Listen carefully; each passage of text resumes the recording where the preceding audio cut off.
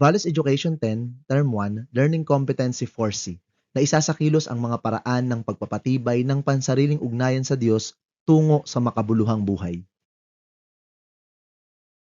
Bago natin gawin ang ating gawain ngayong araw, kailangan muna nating pag-usapan ang ating internal tools. Isipin ninyo ito. Ang isang cellphone, kahit gaano kaganda ang apps o camera nito, hindi yan gagana kung walang baterya o kuryente. Ganon din tayong mga tao. Ang panglilingkod natin sa kapwa at ang pagpili sa tama ay ang apps o ang labas na anyo ng ating pagkatao. Pero saan nanggagaling ang enerhiya para magawa natin ito ng may katapatan? Dito papasok ang ating spiritual na disiplina. Ito ang mga paraan upang i-recharge ang ating ugnayan sa Diyos. Sa susunod na mga slide, hihimayin natin ang tatlong pangunahing paraan: ang pakikipag-usap sa Kanya, ang pakikinig sa Kanyang gabay, at ang magandang resultang na idudulot nito sa ating buhay. Simulan natin ito sa panalangin at pagninilay. Isipin ninyo, paano kayo magkakaroon ng malalim na relasyon sa isang tao kung hindi kayo nag-uusap? Ang panalangin ay ang ating linyang komunikasyon sa Diyos.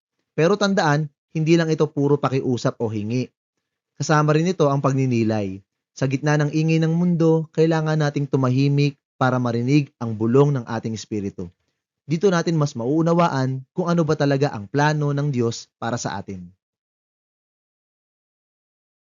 Pangalawa ay ang pag-aaral ng salita ng Diyos. Kung ang pananalangin ay pakikipag-usap, ang pagbabasa naman ng kanyang mga salita ay ang pagtanggap ng instruction. Parang pag-aaral lang yan ng mapa bago bumiyahe. Kung wala tayong matibay na pundasyon ng katotohanan, madali tayong matatangay ng mga maling prinsipyo o fake news ng mundo. Ang pinakamabisang paraan ng pag-aaral ng salita ng Diyos ay ang pagdalo sa mga pagsamba, sapagkat ang pinakatampok ng pagsamba ay ang katotohanan galing sa banal na kasulatan. Ang salita ang nagbibigay sa atin ng tamang direksyon kung paano maging isang tunay na spiritual being. Ano ngayon ang magiging bunga kapag ginamit natin ang ating internal tools? Hindi lang ito basta ritual. Mayroon itong malalim na epekto sa ating pagkatao. Una, magkakaroon tayo ng inner peace. Sa gitna ng gulo o problema ng paaralan o pamilya, mayroon tayong kapanatagan ng loob dahil alam nating hindi tayo nag-iisa. Pangalawa, magkakaroon tayo ng purpose. Hindi na tayo parang lutang o walang direksyon. Ang bawat gising natin sa umaga ay may malinaw na dahilan, ang maging instrumento ng Diyos. Pangatlo, magkakaroon tayo ng transformation. Ang dating mainit ang ulo, nagiging mas malawak ang pasensya. Ang dating makasarili, nagiging mapagbigay. Ito ang tunay na tanda na ang iyong espiritu ay buhay. Sa madaling salita, ang buhay mo ay magkakaroon ng kabuluhan. Hindi mo na lang tatanungin ang bakit ako nandito, dahil nararamdaman mo na ang iyong koneksyon sa pinagmulan. Ito ang bunga ng isang malusog na espiritualidad, isang buhay na hindi lamang nabubuhay, kundi isang buhay na may saysay para sa Diyos at para sa kapwa.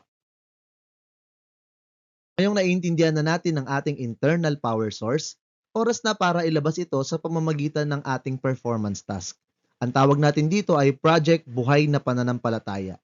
Hindi ito basta report lang. Gusto kong gamitin ninyo ang inyong mga talento upang ipakita kung paano nyo isinasakilos ang inyong ugnayan sa Diyos. At ito ang apat na pwede ninyong pagpilian. Una, dula-dulaan. Kung ang grupo nyo ay mahilig umarte, magpakita kayo ng isang maikling eksena.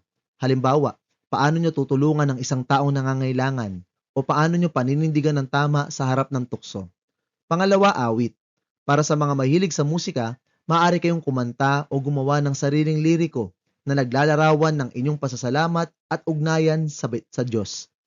Pangatlo, tula. Sa mga makata, gamitin ninyo ang mga salita.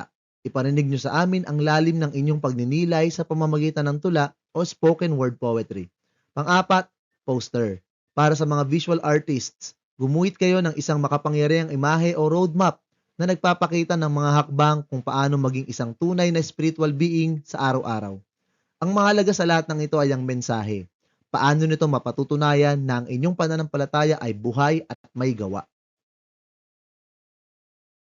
Narito ang pamantayan sa pagmamarka.